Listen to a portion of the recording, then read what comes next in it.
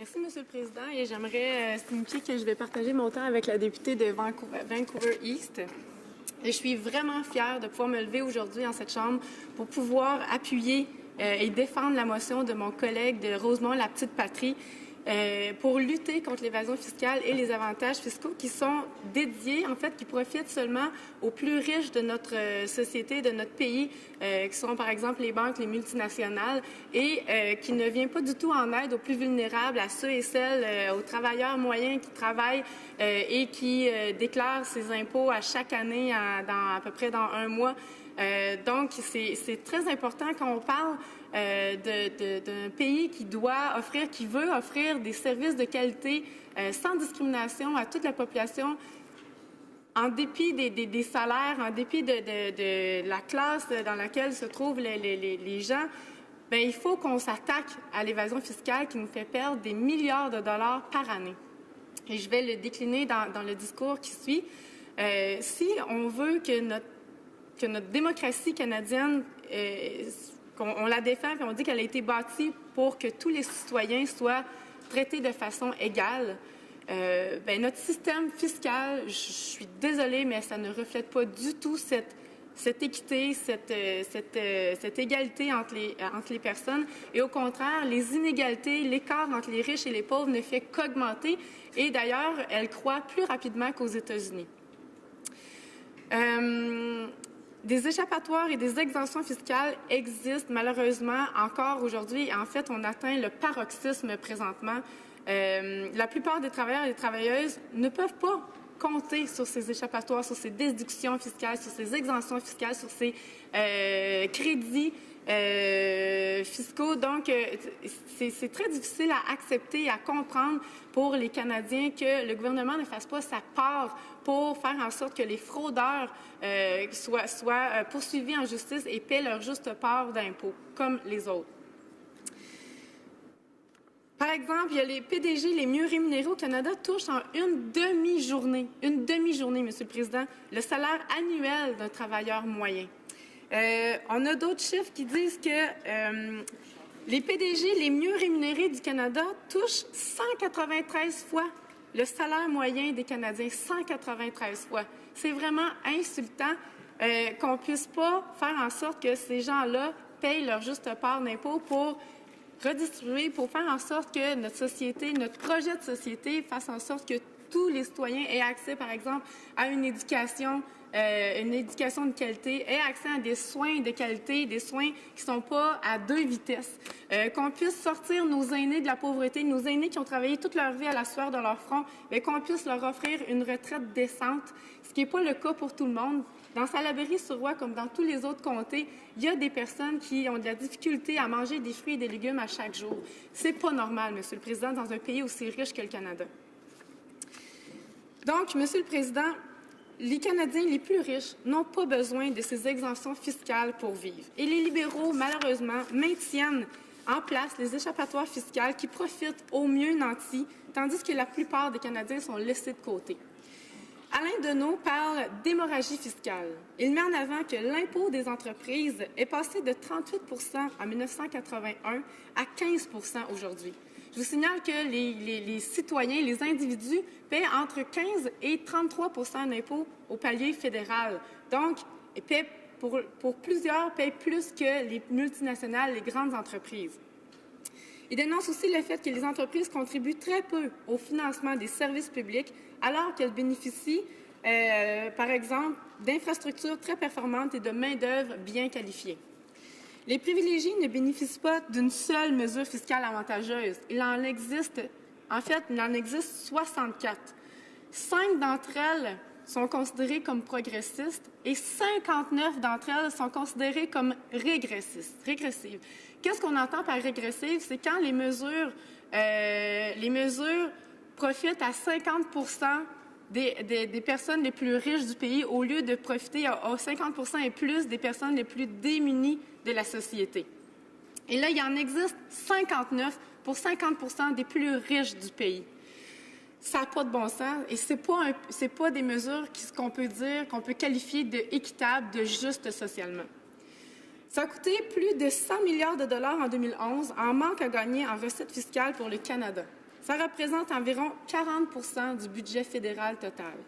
Cet argent, au lieu de bénéficier aux Canadiens qui ont du mal à joindre les deux bouts, reste au chaud dans les îles paradisiaques telles que les îles Vierges. On a parlé des Bahamas, on a parlé de plusieurs pays et je vais vous expliquer un peu pourquoi plus tard.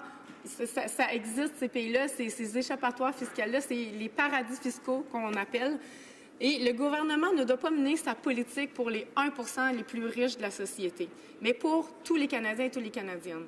La priorité devrait être donnée au logement abordable, par exemple, aux services publics, à l'éducation, comme je le mentionnais tout à l'heure et comme mes collègues l'ont mentionné à plusieurs reprises dans leur discours.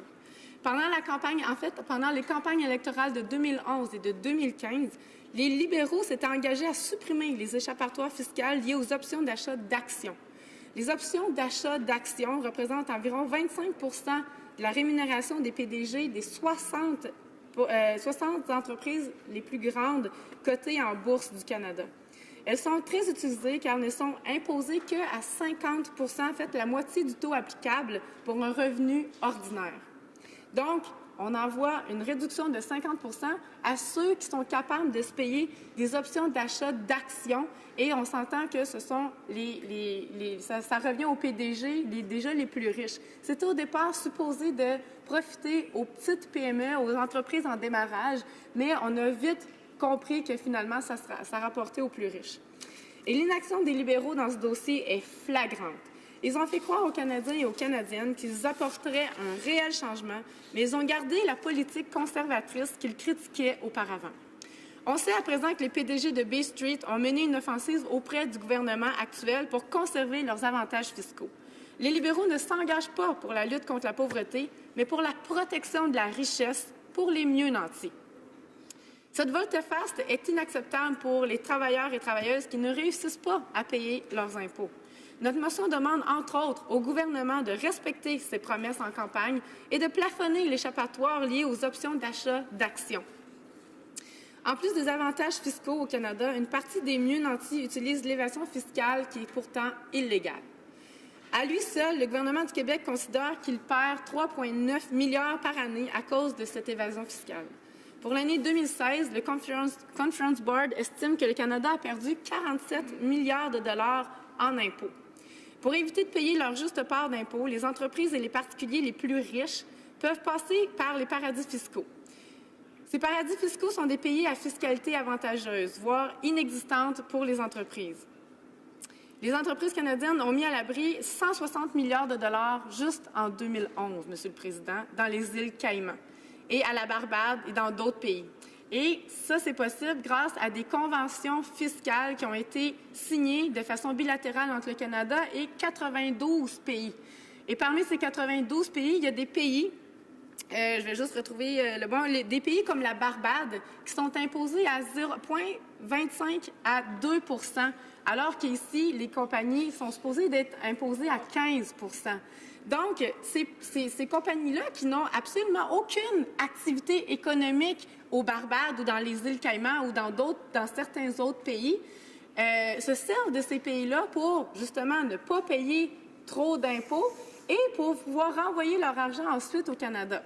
Donc, on a demandé à plusieurs reprises aux différents gouvernements qui se sont succédés et maintenant au gouvernement libéral d'intervenir et d'interdire ce genre, de revoir ce genre de convention bilatérale avec des pays où est-ce qu'il y a de l'abus, justement, et qu'il peut y avoir des fraudes et de l'évitement fiscal.